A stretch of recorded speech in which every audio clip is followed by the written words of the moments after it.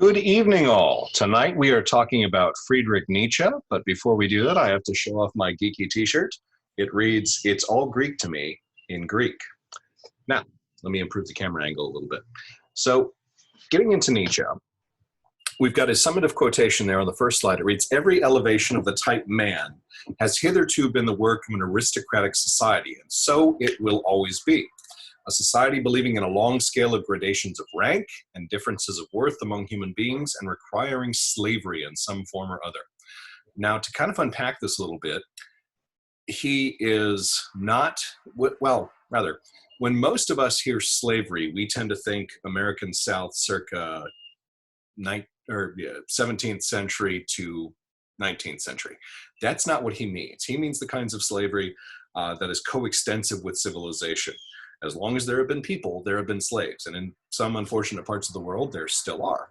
But what he is directly reacting to, rejecting, and referring to here was Marx. So remember, Marx said that after protracted struggle, there will emerge this ideal, equal, classless society. Nietzsche is essentially telling Marx that react all you want, rebel all you like, we're always going to have the haves and have-nots. And so Nietzsche is going to be kind of an interesting character. His years are 1844 to 1900. The main things that he wrote on morality are the genealogy of morals and beyond good and evil. Mainly what he's doing here is critiquing modern morality, and he's going to do so through a genealogical method.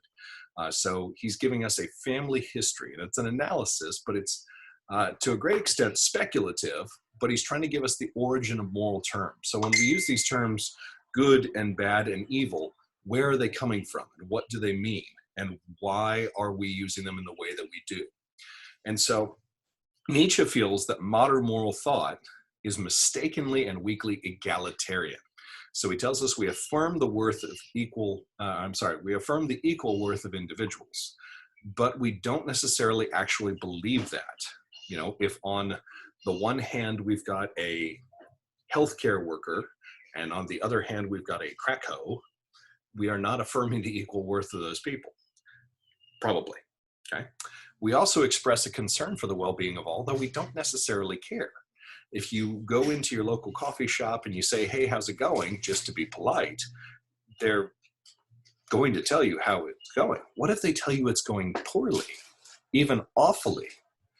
Are you going to change your order? Are you going to do something to console them? Are you going to stop and take time out of your day to try and fix their problem? And Nietzsche says, probably not. Nietzsche believes we've got to figure out, how did we get to this point? What are the origins of these moral distinctions that we make? And so how are we going to distinguish between what he calls master morality and slave morality? And how do we discover that they've been invented by individuals or by groups?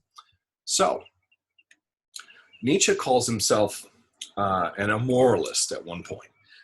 Now, when we talked about Hume, we used the same idea, that he's a moral nihilist. Remember, nihil in Latin means nothing, so nothing is moral or immoral. Nietzsche is not necessarily saying that nothing is immoral. What he's saying, though, is that morality itself is a constructed thing. It's a sort of a make-believe, that you can call things bad, but it's really not in it's not in accord with fact or reality. Some things happen, some things that need to don't happen, and these are simply the facts of life. So Nietzsche himself, although he's ethnically German, was contemptuous of German culture. He really seems to have preferred the culture of the ancient Greeks, and he was a professor of philology. Philology is something that we still have to some extent. It's the study of language and written historical sources. So you'll notice he uses a lot of Greek, a lot of Latin, even a little bit of Sanskrit in this. Philosophy was just kind of his hobby.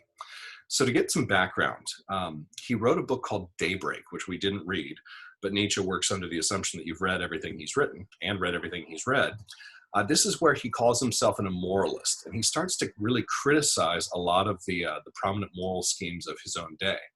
In Ecce Homo, which we also didn't read, it's a reference to the Gospels, where Pontius Pilate holds Jesus in front of the crowd and says, "Ecce Homo, behold the man," basically.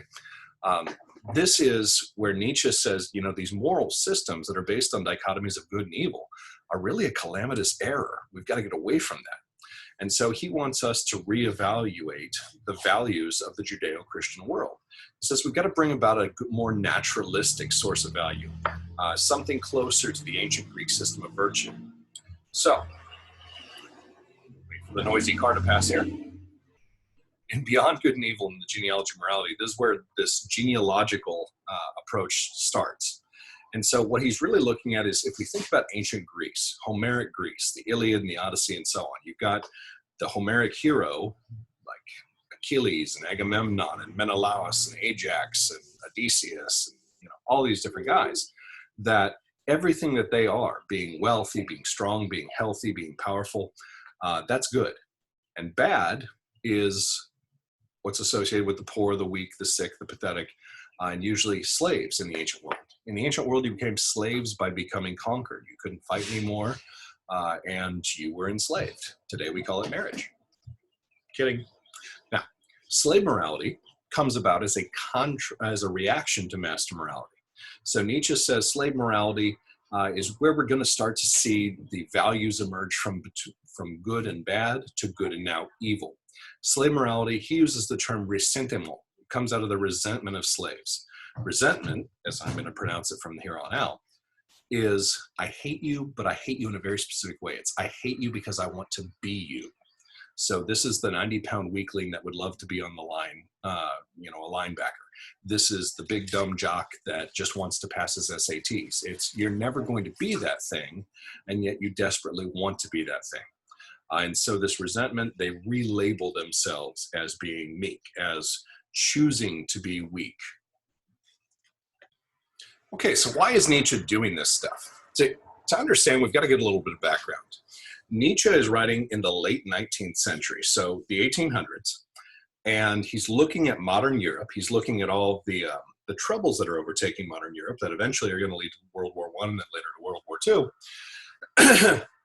And he says, it exists in this hypocritical state because of this tension between master and slave morality. And he calls Europeans motley. He says, that they're just not being all they can be. He calls for exceptional people to no longer be ashamed of their uniqueness. In other words, we should, if you're bigger, faster, stronger, smarter, whatever, you should be that, because to limit it, it is harmful to the flourishing of exceptional people. We're holding you back. So think of this in the context of kind of the participation ribbon.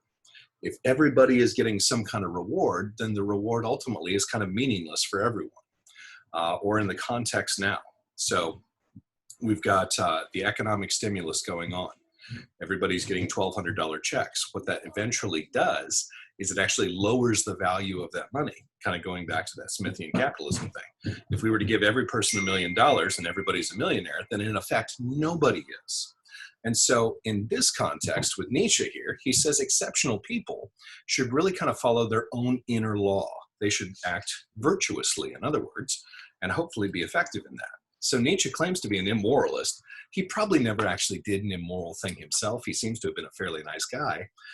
But he says that, slave morality is most observable in the Judeo-Christian context, and master morality, because it's aristocratic, because it's independent, today it appears as bad conscience. If I show you that I'm bigger, faster, stronger, smarter, or whatever, now I just look arrogant, or I look like I'm showing off in some way. But he says it's based on personal excellence. It's based on those abilities which we either naturally have or have worked to develop, and that just doesn't go along with what everyone does. So he's especially upset with what he's going to call the bourgeois morality. Now, there again, he's kind of poking fun at Marx by using Marx's own terms.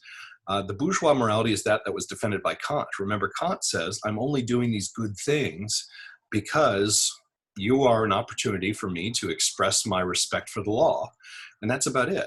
That universal principles don't really take into account the vast differences between individuals. So Nietzsche says Kant's kind of getting a cop-out here, because if I have a universal law, maybe it doesn't actually fit my needs, or maybe it doesn't fit the situation, and I'm trying to awkwardly shoehorn it in there. And that's not necessarily a good thing. And he says, so we've got love, like in the New Testament. Does it really deserve to be called love? I love my wife, I love my children, I love my parents, I love my family here. But if I say I love everyone in a Christian kind of context, do I really mean that? I mean, to a certain extent, we might, but does that extend to the person on the street whom we don't know? We're probably not going to give them a kidney or something. You know, whether Christianity or utilitarian, these universal principles, he says, they're overlooking a philosophy that has a lot better credentials: virtue. In other words, what Nietzsche is telling us is that we should have just stopped at Aristotle, worked to perfect our virtue, and we wouldn't be having any of these problems. Because virtue fundamentally focuses on individual character. What kind of person am I? And ignores those things about trying to find universal laws. So the first key concept with Nietzsche is this master morality. This is what Marx would have called the bourgeoisie. This is the value system that originates with the ruling class, okay? At this point, we only have the terms good and bad. Evil does not exist yet, okay? Slave morality, this is the ruled class. This is what Marx would have called the proletariat, okay? Now a new dichotomy emerges. Now we've shifted from good and bad becomes actually evil. You know, good people can sometimes do bad things. Good people rarely do evil things. Evil actually connotes of a fundamental problem with you at a core character level. And so this is one of those things that essentially Nietzsche is saying that the slave morality people are trying to say not just that you did something bad, but that you are fundamentally flawed in some way. And then he uses that term resentment, that the key move with resentment is I invent the term evil, and now everything that the master morality said was good, I'm going to call not only bad, but actually evil. In terms of genealogy, this is really just kind of a family history. This is the evolution of value concepts over time, how these terms go from good to bad to evil and so on. Okay, so in Beyond Good and Evil, he says there are basically two perspectives on morality, master and slave. And he says that, these are the literal slaves, that these are those that are kind of ignoring the warrior virtues of the pre-democratic world of Aristotle, the golden age, when we still had heroes and so on. And master morality takes the prototype of the master's own good, their own virtues, and says, these are all those things that are good. And the emphasis here is on arete. Remember, that is virtue for us: moral goodness, excellence, perfection, and so forth. Slave morality, he says, on the other hand, is servile. It's reactionary. It's resentful. Rejects all the virtues of the masters as being evil, and it's characterized by a defensive motivation. Slave morality says good is kind of the opposite: desire, abstention, self-denial in general. So if we think about this in the most direct sense, which morality, not thinking about any of that background information, which morality would you rather have?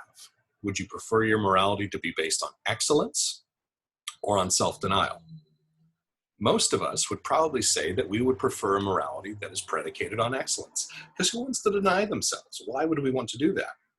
So what Nietzsche is ultimately doing here is trying to remove all of that distraction of that history and see how we got to be the way that we are. Now, so a little bit of background information. Beyond Good and Evil. Ordinarily, if we were in class, I would have to yell at you very loud and angry because jenseits von Gut und Böse. Everything in German should be said loud and angry. And subtitled Vorspiel einer Philosophie der Zukunft. It's Beyond Good and Evil, Prelude to a Philosophy of the Future. So what he's saying here, just in the title and subtitle, is as soon as we clear everyone's eyes and they can see where this term came from, we're going to get beyond good and evil. And now we can pave the way for a philosophy of the future. We can figure out where it is that we're going to go from here. And so he's going to sort of destructively critique all of those other philosophies that are competing with this. So the way it's structured, you've got 296 sections. I only asked you to read 4 of them. You're welcome. And followed by an epode. It's kind of an after song entitled From the High Mountains. It's an attempt at lyric poetry, and it doesn't translate very well into English. So he starts off with how the terms good and bad actually got their meaning. Originally, you had 2 kinds of people: the noble, the powerful, the superior, the high-minded, and then the low-minded, and the plebeian. The plebeian were the lowest class of Romans. And so he says that, the superior felt superior because, well, in fact, they were that ruling class. And what develops out of this is what he calls a pathos of distance. The best thing I can think of for this is if you've ever watched, say, the Travel Channel and they're in Antarctica or they're in Mozambique or wherever they happen to be. And it's just so far and so distant. And you know that realistically, you're probably never going to go there. That would be a pathos of distance. And in this pathos of distance, this is where good and bad first get their meaning. Good is those who are superior. Bad is those who are not. Okay? So something happens that's kind of weird. We get this transvaluation. The descendants of the lower class, of the slave class, after a while start to resent being so powerful. It wasn't through their action that they became slaves. It was through, great grandpa's action. They don't want to be thought of as bad. And so they transvaluate their values. Trans just means across. So they're going to swap their values basically. So good and bad start to reverse in meaning, so that good now is being common, low, poor, and powerless, and bad is being superior, privileged, rich, and powerful. Okay? In this way, the deprived, the poor, the sick, and the helpless become pious, whereas the powerful, the noble, and the rich become impious. So this is only possible when that resentment takes hold. And basically what they're doing is they're imagining or they're creating their own moral code to make themselves feel better about their situation. This is the creation of the slave morality. So now they think of themselves as superior, as being good because they're in this low position. So what happens next? Something really strange. Once the slave morality has been created, the descendants of the privileged class, so now we're on the other side, the superior classes, start to doubt their legitimacy. They start buying into the slave morality, accepting that being powerful and superior is a moral sin. So Nietzsche says that guilt first comes about as a way for the inferior to feel better about themselves. The suffering of the privileged comes about once they start buying into the slave morality. They feel guilty about the things that are now condemned, like power or wealth or privilege or so on. Now, he says to us at this point that morality in Europe today is herd animal morality. In other words, we're just kind of going along with it. And so that's kind of where he's coming from. On the genealogy of morality, so genealogy der Moral, eine Streitschrift, a polemic. Polemic comes from the Greek word polemikos. It means hostile or warlike. So if you've seen any of the political debates and they both seem really, really angry with one another, usually they're making polemics. This is one of the more straightforward works of Nietzsche. It's still written very aphoristically, kind of using these small quips and phrases, but this is kind of considered to be his masterpiece. So the book has 3 interrelated essays, and they're tracing episodes in the evolution of moral concepts, kind of trying to undermine these moral prejudices that we've developed or that have been developed in us. And one of the things that he refers to, just as an example in here, is he talks about his friend Paul Rie's book, The Origin of Moral Sensations. If you're following along on the slideshow, Paul Rie appears on slide 29. He was a German author and philosopher who today is really only remembered because Nietzsche said he was stupid. Imagine that being your whole legacy, is that someone more famous than you said you were dumb, and that's all the reason that you're remembered. Basically, what Rie was interested in is altruism, practicing random acts of kindness, as the bumper sticker encourages us to do. Rie had said that altruism was an innate human drive, but he's doing this in the conception of survival of the fittest. This is in the same wake as Darwin. And why would we go out of our way to help someone else if it is survival of the fittest? So Nietzsche says these two things are at odds. They really kind of compete with one another. They simply don't work. It's also in this section that he refers to Tartuffery. This is from a 1669 play by Molière called Tartuffe, which is very good. I recommend you read it. You can also, there's a movie version of it that's really pretty obscure, but also very good. And Tartuffe is the eponymous character. Tartuffe is just a hypocritical pretender to religion. He acts very pious, but behaves very badly. Nietzsche is using this as hypocrisy of any kind. So saying one thing and doing another. So in the preface to on the Genealogy of Morals, he brings up a very good question. He says these values that we talk about. So, for instance, Aristotle gave us a whole laundry list of values or virtues: justice, temperance, prudence, fortitude, courage, kindness, all that. Have we ever called into question the value of the values? That is to say, have we paused to think about whether or not the values are valuable? And that's a big problem potentially, because not all of these necessarily are, according to Nietzsche. And so he says, we have to be careful about our good, evil versus good, bad distinction, because the two senses of good, due to their origins, are very, very different in meaning. Remember, if you're in the master morality, good is everything that you are: being powerful, being strong, being influential, and so on. But good in the good-evil distinction, evil is what equates to all that same stuff from the master morality. And so how are we going to work our way through this? Nietzsche goes after what he calls the English psychologist. This is mainly his attack on utilitarians like Mill for lacking historical sense. And he also lumps his friend Paul Ree into this, that value judgments gain currency by being burned into the consciousness, by having people say, that was a good thing, that was a good thing, that was a good thing, or that was an evil thing. This is where he's really going to start to develop these ideas and get them used to us using them in regular speech. Okay, so we're going to jump in here and look at section 7 of this. If you're following along, this is slide 34. This is where he starts to kind of bring up some things that will grow to be very problematic. Nietzsche suggests that this process is encouraged through a confrontation between the priestly caste and the warrior caste. Now, he's making some kind of weird references here, but what this is, it comes from the laws of Manu, which is used in Hinduism. That's where we find the different classes in Hinduism. So the castes are the Brahmins, that's the priests, the professors. The Vaishyas, that's going to be your warriors. Your Kshatriyas are your warriors. The Vaishyas are your artisans. The Shudras are the kind of manual laborers, and then finally the Dalits are the untouchables. And the priestly class has a lot of influence, but they're usually not allowed to rule. Those are reserved for the Kshatriya class. And so you start to see this kind of struggle open up between the two castes.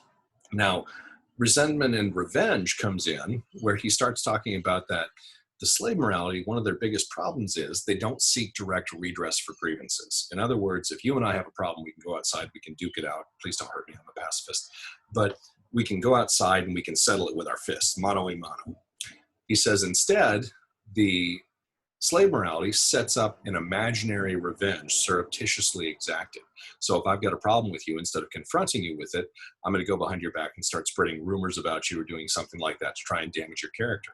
And he says it needs enemies to sustain itself. And this is kind of one of those things that, again, calls back Marx. Remember that in a lot of these communist areas, they're describing themselves as revolutionaries. They're fighting the man, fighting the power, all that kind of stuff. And they need this illusion of having someone oppressing them in order to keep going, says Nietzsche.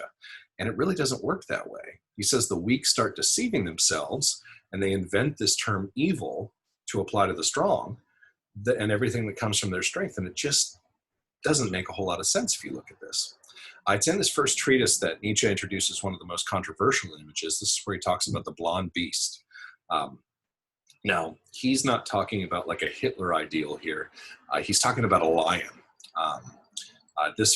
He shows this first in a book called Thus Spake Zarathustra, so a reference to the religion Zoroastrianism. And he uses the Sanskrit word Arya. That means noble in Sanskrit. And the modern word Aryan is descended from that, but he doesn't seem to mean it quite the same way as Hitler later would. The actual Aryan people came from modern-day Afghanistan. And so they are not the blonde, blue-eyed Hitler ideal or anything like that, not even close or remotely close to that. He tells us in section 13, it's a mistake to hold birds and beasts of prey of evil as evil because their actions stem from their inherent strength. And there's a really cool picture on slide 37 of an eagle carrying off a lamb.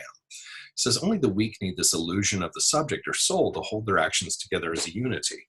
What does he mean by that? This is that analogy of the lambs and the eagles, that the lambs may not like that the eagles take off with one of them from every time to time, but it's ridiculous for the lambs to blame the eagles for doing that. It would be just as bad as the eagles blaming the lambs for doing what they do, sitting there waiting to be eaten. So Nietzsche tells us to demand of strength that it should not express itself, that it should not be a will to overcome, overthrow, dominate, a thirst for enemies, resistance, and triumph, makes as little sense as demand of weakness that it should express itself as strength. Because again, it simply doesn't work that way. If we take that and we extend it past the lambs and the eagles, and we make it human beings, he says the strong and superior really can't help being strong and superior any more than the weak and inferior can resist being weak and inferior. And the root of this idea is that there's really no distinction between strength or weakness and the expression of strength and weakness. The doing itself is everything. So Nietzsche is telling us here what several of our philosophers have told us: actions speak louder than words. One of the main problems with slave morality, Nietzsche thinks, is that it assumes the opposite of this. It assumes that the strong can choose to be weak. Nietzsche thinks that strength is just doing strong things, weakness is just doing weak things. And the thought of kind of taming it or tempering it would just make you weaker. Okay? So the modern age, he tells us, can be characterized as a result of 2,000 years of slave morality. But the master morality never totally goes away. He says instead it's sublimated. So if you recall that term, sublimation, the limina is the Greek word for a threshold, like what's at your doorway. As you step across that, the liminal realm is that which we are consciously aware. Subliminal means it's been pushed under that. So sublimated, he says, if you are big, fast, strong, smart, wealthy, whatever, influential, it appears as bad conscience now. Okay? There's also this war between pride and humility. You want to be proud of your accomplishments, but you're told to stay humble. And that's a conflict between excellence and mediocrity. No company I've ever seen has the mission statement striving for mediocrity in all we do. All of them make references to excellence and becoming better and so on. And so he says masterly strength and virtue are never really going to disagree. It can be pushed underground some way. It can be sublimated. He gives the example of the popes in the medieval church, the servant of the servants of Christ, and yet at the same time, very, very powerful, very influential people. And he envisions at this point an evolutionary possibility that would kind of take the master morality but spiritualize it by way of the slave morality. And he calls this the Übermensch, the kind of the Superman, basically. This is one of his more infamous creations as well. And so he goes through the end of the first treatise and talks about, look, we can see these cycles through history where good, bad, good, and evil. So we start off with Rome, good, bad, master morality. But then you've got Judea, good, evil, slave morality. And then we see the resentment that gets broken for a little while by the Renaissance, because a whole bunch of people had to die in the Black Plague for the most exceptional ones to come in and give us the Renaissance. But then we get the Reformation, which again brings back the weak and inferior. And then we get revolution, and over and over and over and so on it goes, says Nietzsche. Now, the things that we didn't read are the second and third treatise. The second one, he talks about good, evil, being a punishment kind of as a debtor-creditor relationship. So if you recall in Republic, we have Glaucon saying that to be just is to pay one's debts, or I'm sorry, Cephalus says that, to be just is to pay one's debts. In the third treatise, this is where he kind of gets into indistinct expressions, question marks, misunderstandings, almost kind of following Wittgenstein in his way of, look, we all have come together to make these meanings. That's why they are what they are, and we can't make them by ourselves. He talks a little bit about asceticism, which is not aesthetic or atheistic. Asceticism is like monastic type living. And so he gives the example of the Hindu sadhu. These are guys that have no possessions other than a trident and a begging bowl, and most of whom go naked, and they go out and they beg for their worldly possessions every single day. He says, if you retire to a monastery and you do these things, you're giving up things like wealth and power and sex and food and wine and all this kind of stuff. He says, but if you didn't want them in the first place, there really wouldn't be any anger or resentment to grow out of this. In other words, you wanted them and you're purposefully giving them up. This is one of those things of, he's trying to tell us that we have this natural inclination towards the master morality, and sometimes we just find ourselves slipping away from it. What's been the lasting influence on the genealogy of morality? Quite a bit, actually. A later existentialist, Michel Foucault, would use this genealogical method kind of to study sociology. He has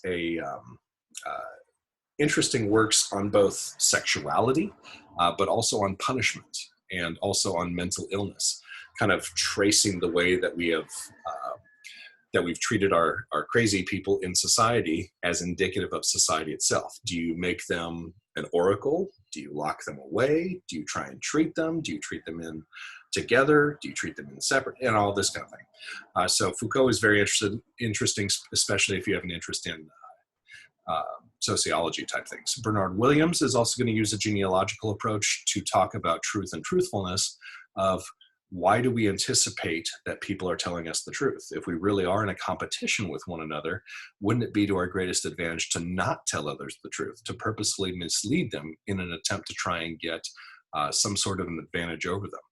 And then finally, Sigmund Freud will write his Civilization and Discontents in kind of a genealogical way. And very, very briefly, basically, Freud is saying that we have the ego, the superego, and the id. And all of these competing aspects of our consciousness make us fit for civilization, but we really don't like it. We're discontented by it because we can't live our most authentic lives, which was another thing that Nietzsche was very into. So that takes us all the way through Nietzsche. We are nearing the end of the semester. We're making good progress. As always, if you've got questions, please reach out to me via email or remind, and I will look forward to seeing you next time. Bye-bye.